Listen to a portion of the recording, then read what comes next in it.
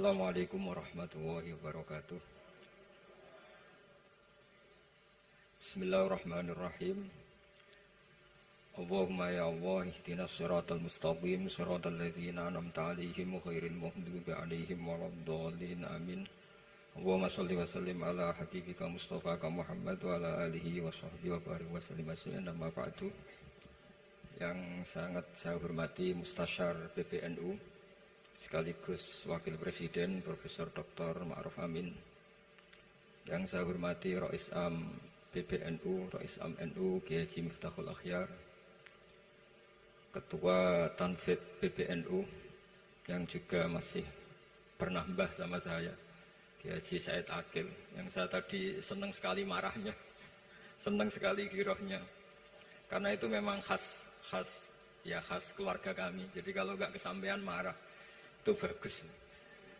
Jadi di antara sifatnya para nabi itu wa yakhdufu lillah, kalau agama enggak dapat apa tadi jatah ya, enggak tahu saya maknanya itu. Jadi wa yakhdufu lillah wa yarda liridho.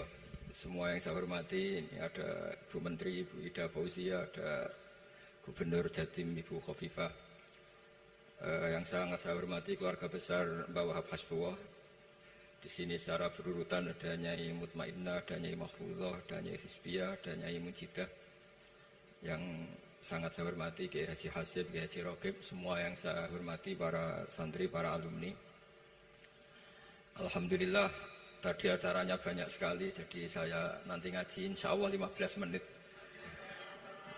Karena menurut saya solusi bangsa ini itu mudah sekali kalau mau niru Mbah Wahab.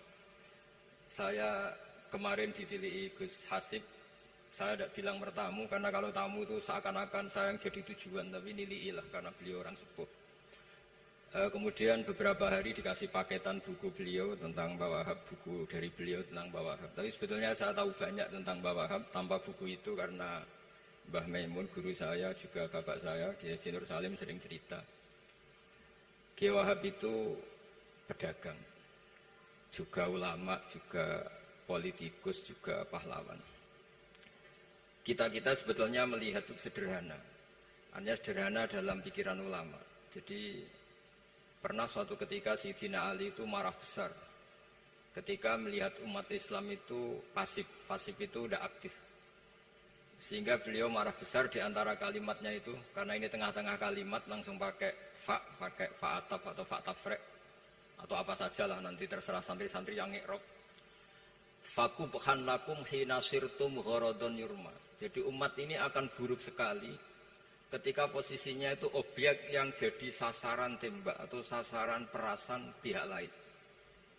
Ketika misalnya haji itu bagus prospek, nanti ujung-ujungnya yang bikin sajadah kadang orang sana, mau biang kubu sebelah, nanti sensitif secara politik. Nanti ketika umat Islam punya kebutuhan pakaian ihram besar, juga yang produk kadang orang lain. Begitu seterusnya, sehingga setiap kebutuhan kita pun yang produk itu orang lain. Sehingga Mbah Wahab berpikiran sampai impor mori, pas itu kain putih. Begitu juga traveling, ketika umat Islam butuh mudah pergi ke Mekah untuk haji dan umrah, juga bironya itu kadang orang lain. Zaman itu Hindia Belanda, sehingga beliau dulu sudah mendirikan semacam biro haji. Itu semua adalah madhab, di antara madhab Sayyidina Ali ketika beliau mengatakan fakubhan lakum hina sirtum gharadun yurma. Buruk sekali kamu di mana-mana ini jadi objek. Misalnya kira-kira ginilah, kalau kholnya Mbah Wahab itu ada 10.000 santri, dan semuanya karena keluarga kiai itu dermawan, sama Bu Mujidah dikasih makan semua. Nanti cateringnya yang menyediakan orang lain, kita tidak punya kecakapan produksi itu atau melayani itu. Sehingga perdagangan Mbah Wahab dalam tradisi keulamaan itu dimaknani sebagai supaya kita ini jadi aktor, baik di perdagangan, di politik, maupun dalam solusi urusan-urusan publik. Misalnya sekarang ada problem apalah, sebetulnya solusinya gampang sekali. Ketika kita minus atau ketika kita tidak berkecukupan, mulai dulu ulama itu solusinya gampang. Pernah suatu Abdul Qasim Al-Junaidi atau siapa sajalah, ini karena polanya sama, menyuruh muridnya, saya tolong belikan ikan. Kalau sekarang mungkin dikasih uang 50.000, terus dikasih tahu sama muridnya, Pak Yai uangnya tidak cukup karena harga ikannya 70.000. Terus kata gurunya, beri lebih murah lagi. Uang 50 aja tidak cukup, kok cari yang lebih murah. Kata beliau, arkhisuhu bitarki. Ya bikin murah karena kamu tidak berkeinginan.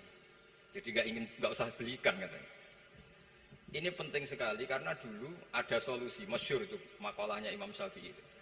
Kata beliau, fa innal ghina anisya'ila bihi. Kalau kamu ingin tidak tergantung sesuatu, maka hindari sesuatu itu. Jangan memaksakan memenuhi sesuatu itu dengan memaksakan, tapi hindari sesuatu.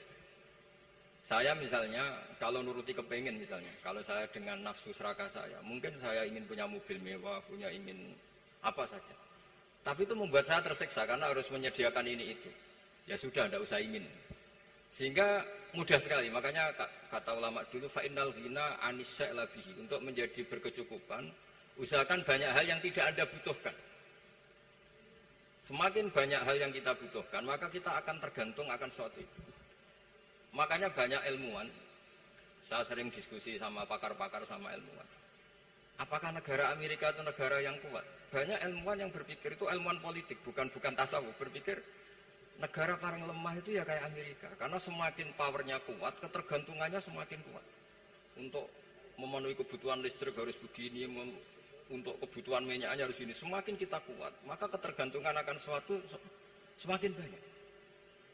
Jadi ibarat orang yang punya Alphard sama yang enggak kayak mana ya, kayak yang enggak karena kebutuhannya ada banyak. Artinya dalam kondisi krisis, ulama masih punya solusi, yaitu al-ghina itu anisya'la bihi. Jadi usahakan ketercukupan itu karena menghindari kebutuhan-kebutuhan yang tidak primer, yang tidak prinsip. Bukan memaksakan semuanya terpenuhi. Karena kita ini ulama. Dulu ketika sebelum ada negara, belum ada TNI, itu ulama punya cara untuk melawan Belanda. Karena mereka terbiasa punya loyalis, punya muhibbin, punya ghirah, punya strategi. Sehingga Belanda itu kesulitan ngadep ulama. Apalagi mereka terus ke Mekah, ketemu komunitas internasional yang semuanya berfatwa bahwa penjajahan harus dilawan. Itu luar biasa. Belum ada negara, nggak ditopang negara, kemudian tetap bisa melakukan perlawanan. Coba kalau dulu ngelawan nunggu, wah saya mau ngelawan penjajah kalau saya diangkat jadi TNI, saya mau ngelawan kalau saya punya otoritas yang disahkan negara, itu ribet, negara belum terbentuk. Makanya ini saya tidak akan ngaji lama-lama, tapi saya akan cerita khas Mbah Wahab sesuai riwayat yang saya dapatkan dari guru-guru kami, bahwa beliau tadi seperti yang dikatakan Pak Said, membina dan menyebarkan NU kemana-mana tanpa uang proposal. Nggak kebayang saat itu proposal kepada siapa, negara sendiri masih susah. Lalu mau diajukan kemana? Terus yang mau tanda tangan itu ya siapa? Jadi yang saya tahu tadi, yang penting kita niru sesuai yang diidam-idamkan tadi Sayyidina Ali. Jangan sampai kalian itu menjadi gharadun yurma. Ada apa saja orang lain yang memikirkan labanya, kita yang jadi objek. Sehingga zaman itu kita terima kasih semua sama Mbah Hashim, sama Mbah Wahab. Karena ini zuriyatam ba'duha min ba'd. Kita tahu Mbah Wahab putra Mbah Hasbullah, punya ibu Nyai Fatimah, terus sampai Mbah Abdus Salam ya. Kemudian Mbah Hashim punya ibu Halimah, punya abah lagi siapa setelah Halimah itu Lainah ya. Nah, terus Mbah Abdus Salam, jadi ini zuriyatam ba'duha min ba'd. Kalau dalam tulisan itu sampai Mbah Abdul Jabbar bin Ahmad bin Mbah Sambu. Memang Mbah Sambu punya beberapa saudara, diantaranya ada yang namanya Mbah Yusuf, itu yang melahirkan keluarganya Mbah Ahmad Siddiq Jember, Mbah Siddiq Jember. Ada yang Abdul Halim yang melahirkan keluarga Lasem, termasuk saya itu lewat jalur Mbah Abdul Halim. Jadi zuriyatam ba'duha min ba'd. Dulu semua orang zaman Rasulullah SAW itu dilatih jadi aktor, jadi subjek. Sehingga orang yang miskin pun ketika perang Tabuk, perang Dzatil Usrah, itu semua menyumbang. Ada yang menyumbang emas yang enggak terkira, yaitu Sayyidina Utsman. Ada yang cerita, ya Rasulullah saya tadi malam buruh dan punya beras hanya 2 kilo. Yang 1 kilo saya sumbangkan jenengan, yang 1 kilo saya pakai untuk keluarga kami. Sekarang logikanya sederhana. Kalau orang miskin 3.000, pas itu anggap saja pasukannya misalnya 3.000. 3.000 nyumbang beras 1 kilo, itu artinya terdapat 3.000 kilo beras. Artinya apa? Orang Islam yang miskin membiayai dirinya sendiri untuk makan. Dan mereka adalah aktor heroik. Tapi kalau misalnya ini orang-orang miskin ini tidak mau urun rembuk, kemudian menjadi beban negara, maka yang harusnya dipakai senjata, dipakai beli sembako. Dulu zaman Nabi meskipun orang itu miskin, itu semuanya bersifat heroik. Sehingga perang Dzatul Usra itu perang paling dikenang Al-Quran. Nah, efek dari ingin memberi adalah tidak tamak. Makanya kalau dalam kitab tasawuf, itu orang pikir itu gak dikritik. Yang dikritik orang tamak. Karena orang menvonis orang lain kikir itu pasti karena berkeinginan mendapat. Kalau tidak berkeinginan mendapat, maka orang lain tidak akan kamu vonis sebagai kikir. Andai kan kita semua ingin memberi sumbangan kepada Indonesia, maka kita tidak akan menvonis pemerintahan kita tidak becus ngurmat kita. Meskipun pemerintah tentu berkewajiban ngurmat orang-orang miskin itu tentu. Tapi andai kan semua orang miskin berpikir ingin menyumbang pemerintah, maka tidak akan menyalahkan pemerintah ketika faktanya nanti suatu saat atau kapan saja, semoga ini tidak terjadi, itu tidak mampu menyumbang. Karena masyarakat kepikirannya memberi, bukan mendapat. Ini solusi-solusi yang diajarkan Rasulullah SAW yang disebut al-yadul ulya khairum minal yadis sufla. Jadi bahwa posisi memberi jauh lebih baik ketimbang posisi menerima. Sehingga ketika Allah mensifati orang baik itu siapa? Allah mensifatinya sederhana. Wa mimma razaqnahum yunfikun. Orang yang kepinginannya itu yang memberi. Itu dulu zaman Nabi, pas perang Khandaq, pas perang Tabuk, pas beberapa perang, itu orang yang paling miskin pun turun. Sampai orang-orang munafik mencibir, inna Allaha ta'ala la ghaniyun an shadaqati hadza. Allah tidak butuh sedekah hanya 1 kilo. Tapi coba efeknya dari sedekah 1 kilo itu tadi, misalnya orang miskin yang perang 3.000, itu semuanya memakan uangnya sendiri setidaknya nggak jadi beban negara. Terus mentalnya itu patriotik. Dari mental patriotik itu ketemu Belanda kayak apa, mereka bisa makan apa saja. Mulai ares gedang, mulai apa saja, yang penting halal. Karena mentalnya dari awal heroik. Tapi andikan mereka mentalnya tomak, mungkin sudah mati. Karena, wah nunggu negara ngasih makan, proposal dulu, sedang mati. Tapi orang dulu enggak, karena heroik, inginnya memberi sehingga bisa mendapatkan solusinya sendiri. Ini solusi yang saya tawarkan, sebetulnya ini mudawwan, artinya mudawwan itu ada di beberapa kitab, lihat di beberapa tafsir istilah perang Dzatul Usra, perang Tabuk atau perang apa saja itu memang zaman itu susah sekali. Itu menjadi solusi utama adalah setiap orang ingin bermental patriotik. Nah, kalau sudah orang bermental patriotik itu gampang, ukur apa saja itu gampang. Karena tadi dari 3.000 atau 1.000 atau apa saja pasukan, sampai ada yang urun tadi beras 1 kilo, tapi 1 kilo itu menjadi satu watak, satu karakter bahwa bangsa ini inginnya memberi sama negara, sehingga negara ini mudah merdeka. Coba kalau semua orang miskin zaman itu bermental ingin mendapat, ribut proposal, nyalahkan ini, nggak didata miskin tersinggung, kan capek. Jadi ini memang zaman akhir ya, agak aneh, orang nggak didata miskin itu tersinggung. Kalau besanan nyari yang kaya, tapi kalau ada sumbangan nyari sebagai yang miskin. Jadi kalau tanya solusi khas ulama, kita belajar dari perang Dzatul Usra. Itu orang yang miskin, semuanya urun. Nah barokahnya urun itu, kemudian mereka bermental patriotik. Barokahnya patriotik, yang kaya, yang miskin, yang pinter, semuanya berkontribusi untuk menyumbang negara. Akhirnya negara ini bisa merdeka sebelum terbentuk TNI, sebelum terbentuk Polri. Karena tadi keinginan memberi, keinginan patriotik. Sehingga cerita buyut-buyut saya ketika Belanda atau apa Jepang, itu yang dicari di geladak saya itu ya kitab. Karena kitab ini dianggap sumber inspirasi mereka melawan Belanda. Dulu kita tahu masyarakat kita itu kalau ngerti Belanda itu dipanggil Doro, wis penjajah jadi diundang Doro. Itu kan terlalu dulu. Sehingga orang Arab itu kadang agak dengan tanda kutip mencibir kita. Kalau bahasakan negara jajahan itu mustakmarin. Negara yang perlu rame karena cara berpikir masih terbelakang. Wong penjajah kok dipanggil Doro. Terus ketika beberapa kiai melihat Belanda baik karena di alun-alun dikasih masjid gini-gini, sudah tidak berontak karena anggap Hindia Belanda itu baik. Baru ketika era beberapa ulama, ada Mbah Hashim, ada Mbah Hasbo, tadi kata beliau Dwi Tunggal tadi, terus ada fatwa resolusi jihad, sehingga mereka baru sadar bahwa Belanda itu ancaman.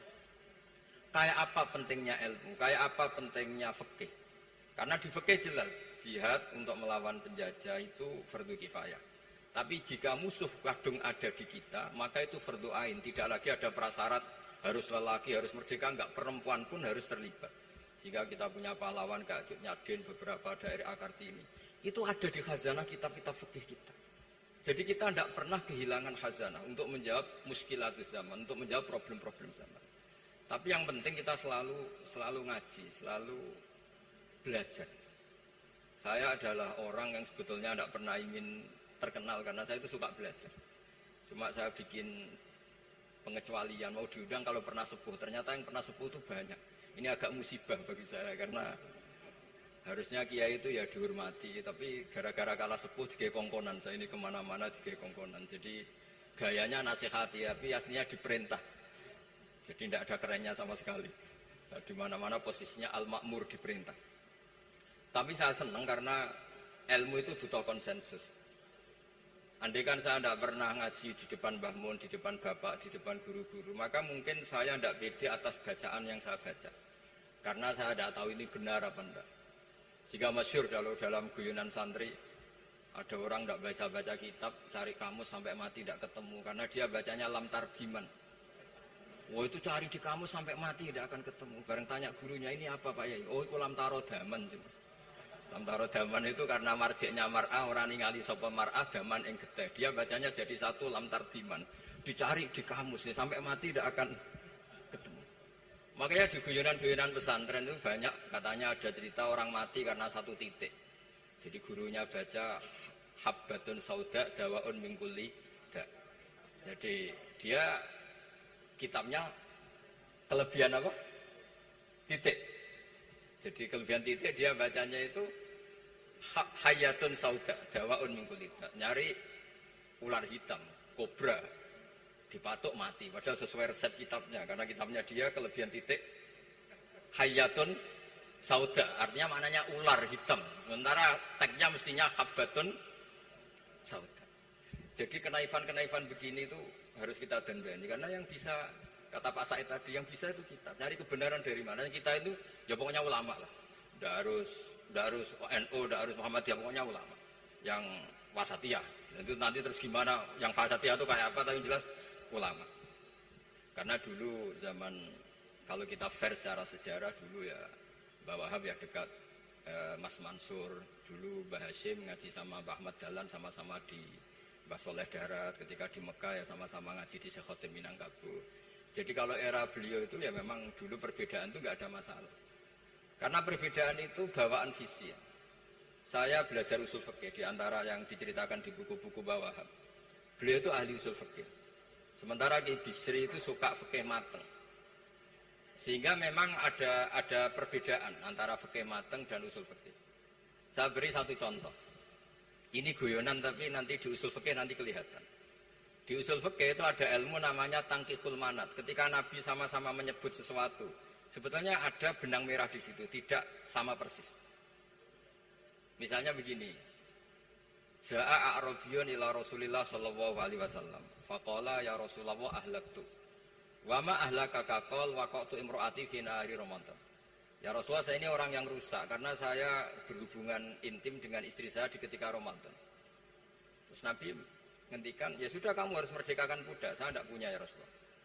Ya sudah kamu puasa 2 bulan berturut-turut. Kata beliau, puasa baru sehari saja kecelakaan apalagi 2 bulan.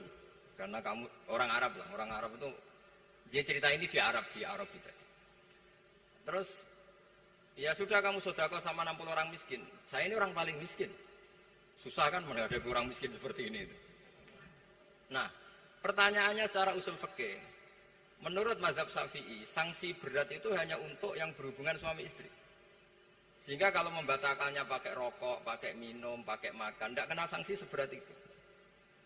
Masuk akal kan, karena memang hubungan suami istri dalam banyak hal, misalnya haji, itu ifsad, yang benar-benar ifsad, bisa merusak haji secara total. Tapi menurut Imam Malik, pikiran Imam Syafi'i itu dianggap aneh. Loh ini hubungan suami istri itu statusnya mubah, sesuatu yang boleh. Maka semua hal yang boleh tapi merusak kehormatan Ramadan, maka ketentuannya sama. Yaitu misalnya nggak sakit, nggak apa, pagi-pagi nyate. Wah itu kan melecehkan Ramadan, nggak sakit, nggak apa, kok pagi-pagi nyate. Perlu dicatat karena hubungan suami istri itu sesuatu yang boleh. Berarti kalau yang boleh merusak Ramadan hukumannya berat, makan yang statusnya boleh juga hukumannya berat. Itu dulu bapak saya ketika bikin analogi itu mau cerita sederhana gini. Hak dhisik ono santri ya goblok.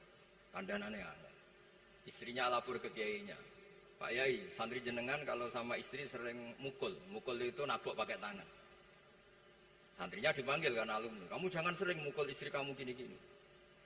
Iya Pak Yai, injih. Suatu saat 2 minggu istrinya lapor lagi. Sekarang tidak nabok Pak Yai, nyaduk. Karena yang dilarang hanya nabok. Dipanggil kiai, lo kamu katanya masih sering nyaduk istri kamu. Yang dilarang kan mukul, sekarang nyaduk. Kapan-kapan meludahi. Nah, artinya di usul fikih dijelaskan bahwa makna haramnya naboi adalah hurmatul idza. Haramnya menyakiti. Maka nyaduk sama, meludahi sama, menerlantarkan sama. Itu dulu bahwa ahlinya bikin usul fikih seperti itu. Sehingga misalnya Amar Ma'ruf Nahi Mungkar ketika beliau ditanya, apakah perlu ikut kabinet gotong royong? Tapi di situ banyak kelompok yang mungkin tidak cocok. Pikirannya Kiai harus ikut, justru ikut itu ikut benahi dari dalam. Meskipun dari ikut itu bahwa Wahab Nyun Sewu yang mengalami fitnah yang macam-macam dituduh karena zaman itu nasakom. Tapi itu beliau santai saja. Tapi zaman itu memang itu sah karena zaman itu belum dibubarkan. Jadi yang dialami Wahab ini luar biasa. Semuanya harus jadi pelajaran bagi kita. Makanya jangan pernah meninggalkan ilmu yang bernama usul fikih. Karena fikih yang mateng itu cara basa Jawa ini akan kehilangan stok teks. Misalnya Nabi sedekah pakai kurma atau pakai apa makanan pokok. Itu hadisnya itu kurma, sama Imam Syafi'i digenti kutu ahli baladi, yaitu makanan pokok dari negara. Sehingga kita tidak bisa mentang-mentang Nabi sedekahnya pakai kurma terus kita orang miskin kita kasih kurma. Bisa linu tuh nih kalau makan kurma orang Indonesia itu. Karena yang penting itu kutu ahli balad bukan kurma. Bukan mentang-mentang Nabi sholat di Mekah Medina, kalau ingin persis sunnah Rasul, sholatnya harus di Mekah Medina. Kalau di Indonesia, Nabi tidak pernah sholat di Indonesia. Sunnah Rasul, sholatnya di Mekah Medina. Bisa ada orang sholat kalau gitu.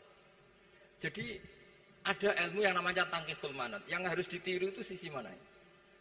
Nah, dalam konteks Arabi tadi, terus kemudian ada dibuang. Ja'a Arabion, kata Arabi itu dibuang. Datang orang Bedui. Orang kota pun kalau punya kesalahan yang sama, hukumannya juga sama. Maka kata Arabi dibuang. Nah, menurut Imam Malik, kata jima, hubungan suami istri juga dibuang, digenti membatalkan puasa dengan apa saja yang tanpa uzur syarat.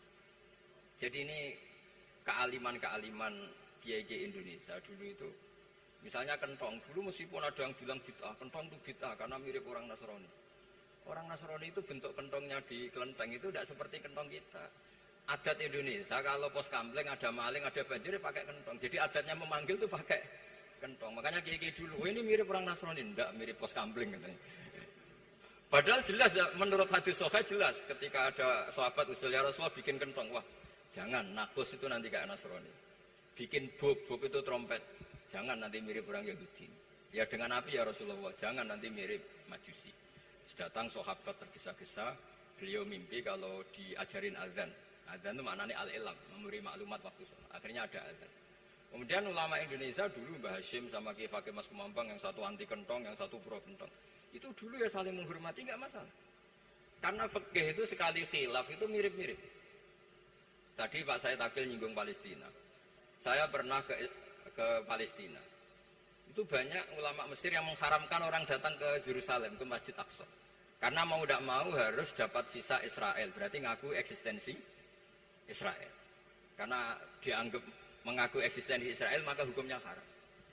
Tapi saya pernah ketemu Imam Masjid Aqsa. Beliau bilang begini, Pak Bahak, kalau orang Islam dari seluruh dunia tidak datang ke kami, maka eksistensi kami dianggap diabaikan oleh komunitas internasional. Dan itu dengan mudahnya Israel mencaplok kita. Sehingga separuh ulama Mesir juga mewajibkan yang mampu harus ke sana. Dengan cara itu Aqsa aman karena masih diperhatikan ulama atau komunitas internasional. Yang satu cara pandang ke sana berarti ngaku eksistensi Israel karena ada visa Israel. Yang satu bilang harus ke sana, dengan itu eksistensi Masjid Aqsa terjaga karena masih diperhatikan ulama atau komunitas Jadi di mana-mana khilaf itu ya seperti itu. Tapi alhamdulillah di kita itu khilaf itu biasa. Sehingga zaman kita mondok, saya itu pernah pengalaman buruk sekali saya ketika jadi Rois Musyawarah Fatul Mu'in. Itu ada pertanyaan gini Gus Hasib. Saya tanya gini sama orang. Gus, soft paling utama itu yang nomor berapa? Nomor 1 kata saya. Yang kedua, yang soft berikutnya, iya yang berikutnya. Kalau sudah tahu soft terbaik itu yang nomor 1, kenapa masjid gak dipakai memanjang selatan utara? Biar semuanya nomor 1. Selagi masjid itu memanjang barat timur, pasti ada soft 1, 2, 3. Itu kan kurang ajar betul. Jadi supaya orang soft 1 semua ya tinggal desain masjidnya, yaitu memanjang utara selatan. Selagi masih memanjang barat timur, pasti soft 2, 3. Terus saya kebalik tanya. Lalu setelah begitu yang paling abdul siapa? Yang sisi kanannya imam. Ya sudah imamnya dipojokkan pol selatan, biar semuanya dari pol kanan. Nanti ada masalah lagi, yang paling abdul siapa? Yang paling dekat imam. Wis kono grubuti imam kan gitu. Jadi kalau nuruti fikih itu ya memang ilmu logika. Sehingga banyak orang jadi wali itu dari hasil ijtihadnya. Ada orang jadi wali karena sering sholat di shaf awal. Tapi ada wali pesaingnya justru jadi wali karena kalau sholat di belakang. Tapi tetap wali. Suatu saat 2 wali ini ketemu. Loh, kamu kok wali padahal kalau sholat paling belakang. Saya tuh malu sama Allah. Kok kayak sok suci kok ngarep gitu. Jadi wali karena adab bukan karena males loh. Saya itu gak pede, saya saja kok sholat di depan. Maksudnya kok kepedean itu. Tapi tentu secara saya tetap baik yang di depan. Ini saya bukan bela yang, kenapa saya cerita bela yang belakang? Karena yang bela jarang gitu, makanya saya. Dan kebetulan saya kalau sholat ya sering di soft belakang. Tapi ini saya cerita betapa logika fikih itu khazanahnya banyak dan luas. Dan kita bicara usul fikih itu biasa. Kita belajar sama beberapa ulama.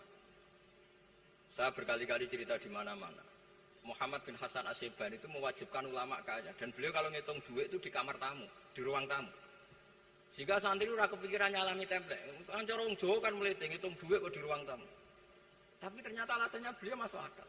Ben santri ku roh nak kiye ini di duit. Jadi ra perlu kepikiran nyumbang gulu. Ya masuk akal. Tapi yang nyimpen duit ya masuk akal. Wong duit kok dipamer-pamer. Tapi yang pamer dia monggo nak niate ben wong Jawa ndak perlu berempati, enggak perlu sakit. Jika enggak perlu didata dapat BLT mergo duit tidak kok. Itu semuanya istihad. Assalamualaikum warahmatullahi wabarakatuh.